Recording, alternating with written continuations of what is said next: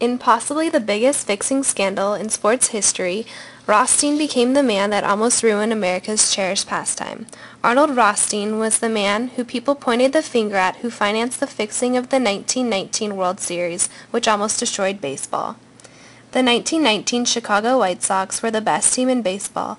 They were also the most underpaid.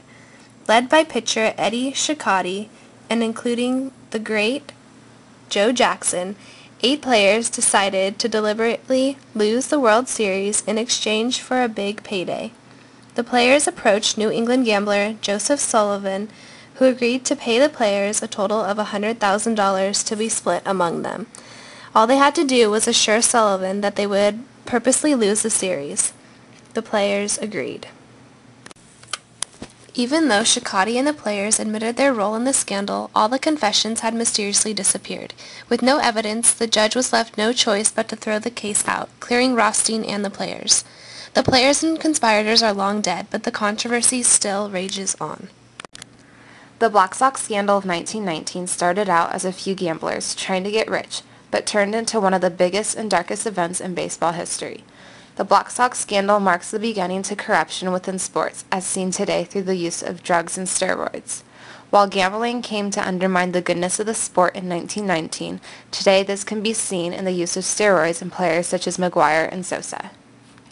Despite the 1919 Black Sox scandal, Americans still had faith in the game, especially when Babe Ruth emerged as the star of baseball in the 1920s. Everything about the 1920s helped set up the next 80 years of the great American game. Some transformations that brought about change were the radio, newspapers, the stability of the game, the cork in the baseball, the Negro Leagues, and the stadiums.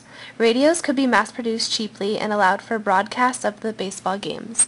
National newspapers began to have sports sections solely devoted to the game. The 1920s decade established teams for the next 30 years in baseball history.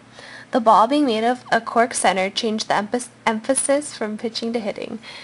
National Negro Leagues provided an opportunity for some of the greatest talent the game has ever seen. Baseball's growing popularity in the 1920s can be measured by structural and cultural changes that helped transform the game, including the building of brand new stadiums.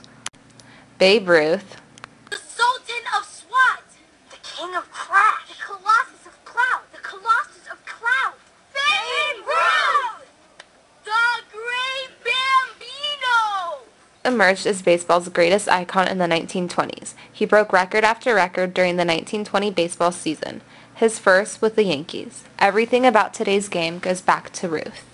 The home runs became the predominant force of the game. Other great players of the decade include Lou Gehrig, Rogers Hornsby, Grover Cleveland Alexander, and Walter Johnson. During the 1920s, baseball served as a means of bringing the American people together. Edgar F. Wolfe once said, "Nothing in all history has so gripped an entire people as baseball has gripped the American nation from the highest to the lowest. Nothing has ever been known to form such a bond of common interest between men of all ranks. Its great value to the nation and individuals as a whole is that of a connecting link between the classes."